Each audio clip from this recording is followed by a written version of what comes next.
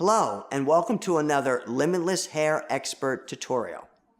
My name is Dino, and I'm here to tell you part 2 of A Limitless Hair Story with no ending.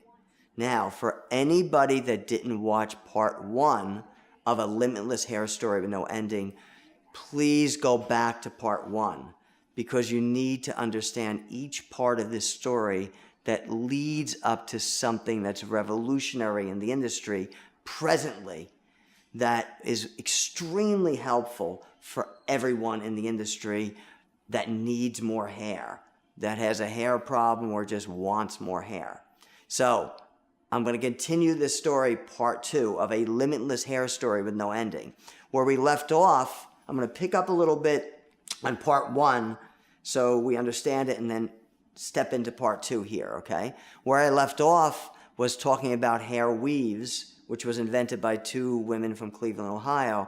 That was a major breakthrough, a revolutionary breakthrough, because it was the first method that added hair and kept hair on the head, where you went to sleep with hair and you woke up with hair and you went in the shower with hair and it was attached to you, okay? Now, the next step that happened with the hair weave, one of the faults of a hair weave was that you can only add hair where you had hair. So let me give you an example. If you had hair all over your head, even if it was a little thin, as long as where you added the hair, you had enough hair to cornrow. And remember, a cornrow is a braid that's down against your head. So if you had hair, anywhere you had hair where you can cornrow, you can add hair. But here's the big thing. Let's say you had hair on the sides and you had very thin hair or no hair on the top. There's no hair to cornrow. Now a weave cannot work. So that was a major downfall, even though a weave was a major breakthrough in the industry. So now somebody else came up with something, taking the weave principle, which is cornrowing the hair and then attaching hair onto it. So someone took the weave principle and they took a hairpiece, later called a hair unit or a hair system, because the word hairpiece was not that good of a word to use anymore. But anyhow, they took a hairpiece and they put a hairpiece on somebody's head and they made the same cornrow around the perimeter of the head. So if you had, let's say, a bald guy or a very thin-haired guy, and he had hair on the sides, or a woman that had hair on the sides, and they didn't have enough hair to attach hair onto the top.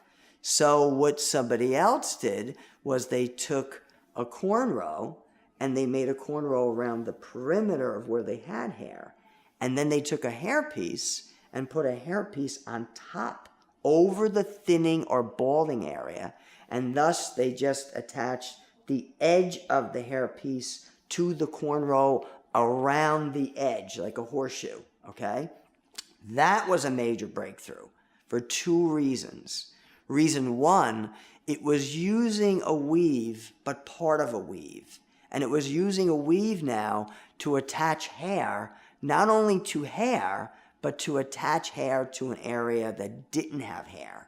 So in a quick summary, they took a hairpiece and they made a braid around the edge, and they attached the edge of the hairpiece to the hair, the edge to the edge here. And now they had a hairpiece that was filling in an area that didn't have hair or very little hair, and the person now was able to have hair, what's called semi-permanent, meaning they wake up with hair and they go in the shower with hair, and now it's hair that's part of them that they do not take off and on rather, okay? Off and off, on, that sort of thing.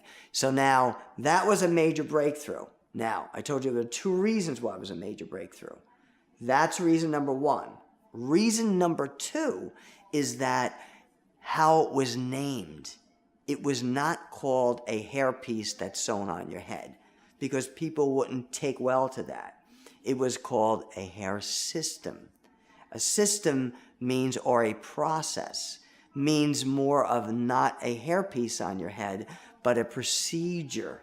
So that word, a process, a system, was more acceptable through the minds of the public. So they took this technique and they called it a hair system or a hair process. They took hair pieces, put them on top of areas that were thin or bald, and they sewed the edge. Now they had hair systems that were part of you, that you can jump in the water and go in the shower. That was another major breakthrough. Because that was a major breakthrough, industries, different people through the industry started picking it up, all right? It became more popular. Different hairdressers started doing it, all right? Just like with a weave.